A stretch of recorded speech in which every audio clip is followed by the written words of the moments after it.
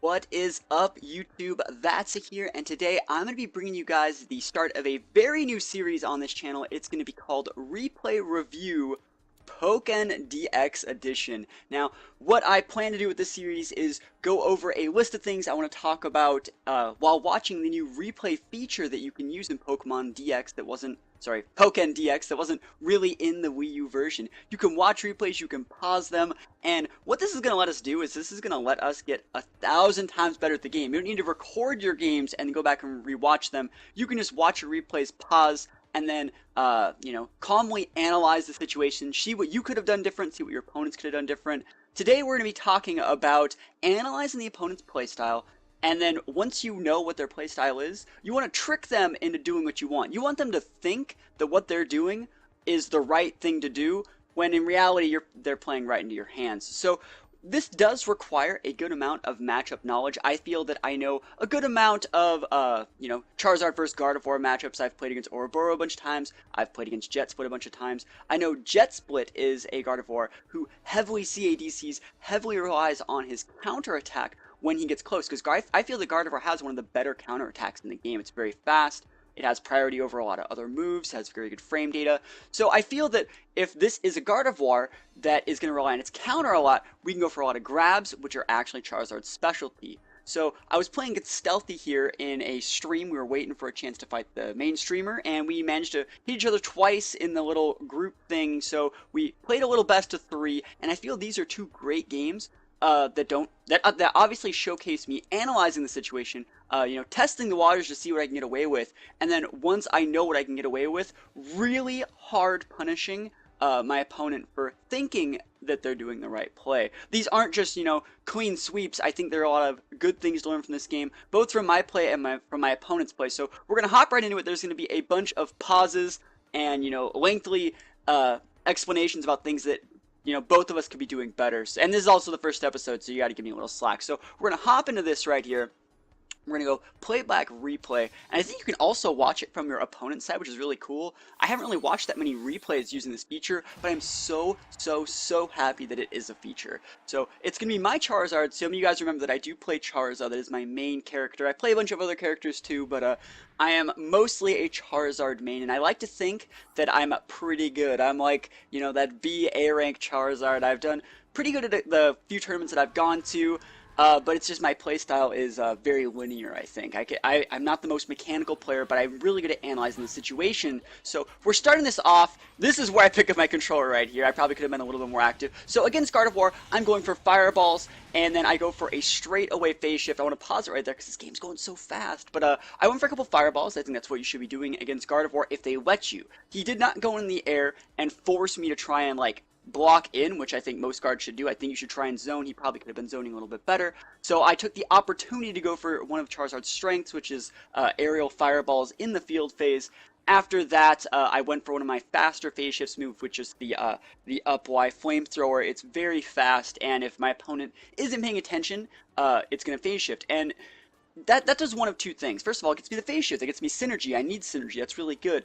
But second of all, if my opponent just falls for that, that means they don't really know that much about the Gardevoir Charizard matchup, because that is one of Charizard's bread and butter things to test to see if they're up to snuff. And so the fact that I got in on him there means he's probably not that experienced in the matchup versus Charizard. That means if I get close to him, he doesn't really know what I'm going to do because he doesn't really know that much about the matchup. So we're going to hop right into it. Note that I just phase shifted him and I have him relatively close to the corner. So this is where I'm going to analyze the situation. I've done one check to see if he's really good. Now we're going to do the second check to see how he handles pressure in the corner. We're going to see if he's going to counter. We're going to see what he's going to do. So we're going to hop right back into it.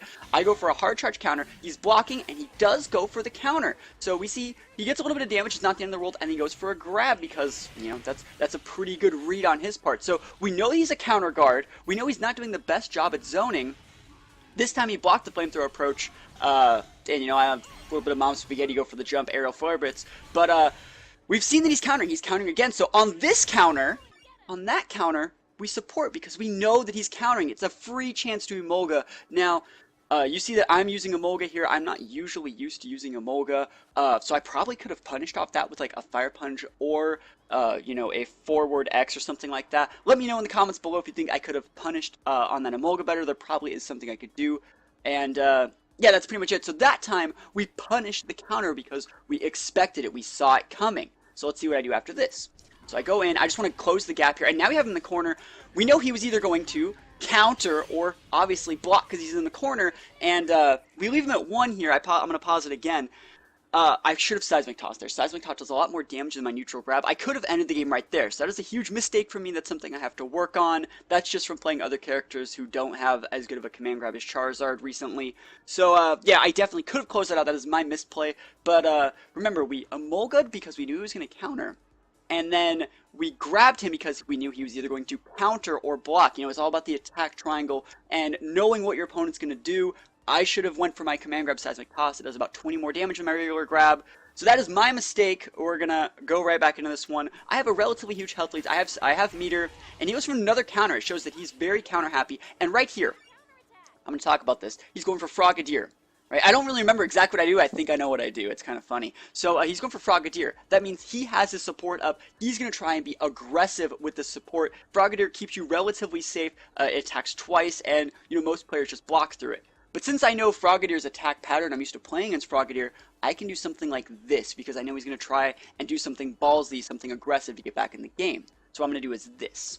So I'm going to jump the first one, and I'm going to read him going high with an aerial flare blitz because he's not going to be blocking. He has the, he had the Frogadier up. There's nothing that he has to do. So we can hard read him and go for an aerial flare blitz. Now, I want to talk about what would happen if he stayed on the ground, put up one of the future sights, and I whiffed it.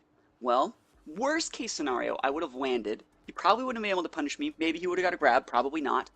Because he's, you know, at 1, he doesn't really have the best reaction time in the world. You know, no one's, like, perfect when they're at 1 HP. They're a little bit defensive most of the time. And then I probably just would have Synergy Bursted and grabbed him from there. Or just Synergy Bursted him. So worst case scenario, I would have had to blow my grab there. But we made not even a hard read, we just analyzed the situation correctly and took the best course of action judging off of what my opponent thought their best course of action was. So, pretty good first round. We're going to hop into the second round. And remember, last time Fireballs worked, this time he started to check our Fireballs a little bit, and he punishes us. He analyzed the situation, and he's making their pack play. So, we're going to go for obviously the bread and butter Seismic Toss combo. I was a little bit late on my,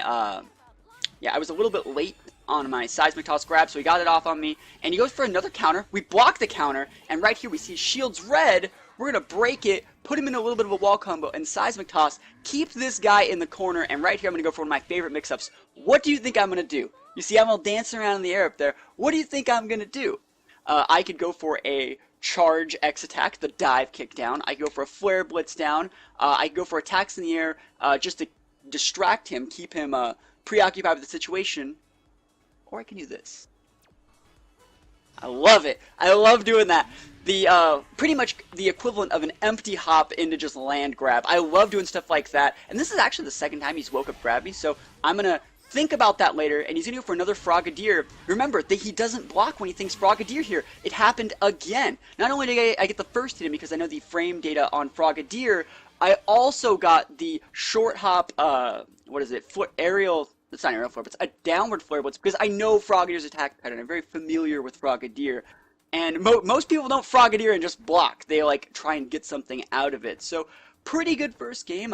You know, I saw that he countered a lot. I saw that he woke up grab me twice, but I also saw, in looking at this replay, I also confirmed it, that during Frogadier, he isn't as defensive as he normally would be, and I could take advantage of that if I know the range, the frame data, the situation. So pretty good game 1, and remember that's just game 1. We got another game here. So this is going to be game 2. Remember most tournament sets are going to be best of 3. So you got to win like 2 of these little 3-round things. So we're going to go into a second one here, and we're going to use all of the data we gathered in the first game, and we're going to try and, you know, clean this one out, make it a little bit cleaner. I did mess up a couple times. I could have went for a Seismic Toss. I played a pretty sloppy field phase in the second round, and I played, a pretty sloppy first duel phase. I think I went for a couple body slams that didn't really hit home. Never playing on Foe's Volcano. This is a better map for him, I think. I think this is a longer map, so it would promote him trying to zone me a little bit better. But we're going to see. Yeah, it's much longer, so this definitely is in his favor. I'm going for fireballs. It worked once, and it's not really working anymore. So he's definitely caught on my fireball game. And I just want to talk about something. You saw how I was charging up that little Flare Blitz, and he hit me with something? In the Wii U version, man, Flare Blitz beat everything. That Flare Blitz had like crazy heavy armor and was the best thing in the world. And now he just gets beat out by everything. It's so sad. Like normally Flare Blitz, I was so close to him that he would have started to take damage from the little fire spin of the Flare Blitz, and it's unfortunate, but I still think I'm in a pretty good situation. Now remember, he has more synergy than me, more health than me, and I am already playing from behind. So, well, I mean, I got this sick combo. I got that sick combo. I could have went aerial, but look how much damage I did. So we're going pretty good here, and we know that he wants to counter. So we just fall for it because why not? But we know that he wants to counter. Oh, right there, right there. So that's the second. That was the first time that we did this. So I went for the really cool combo. And I started feeling myself, and so I went for like a body slam into a wall combo to try and win the game. It didn't work. He blocked me. He countered me. I blocked his counter, and I don't really remember. Either way, I read him going for a grab because he grabbed me on wake up so many times. Like I read it, I was like, he's gonna grab because this is what this guy does when he's under pressure. He counters when you get close to him within range of counter, but what he really does is throws out these cheesy grabs, and so I punished that with an up Y. So pretty good punish on that one. We read him right there, and now we definitely have control. We have a good amount of synergy. We definitely have more synergy after this phase shift. And remember, he wants to counter, so we know that he wants to. We're just gonna punish it, and well, Flare Blitz is actually just pretty safe, even if he's gonna counter. Worst case scenario, he just would have countered. It doesn't really phase shift because we would have been fine.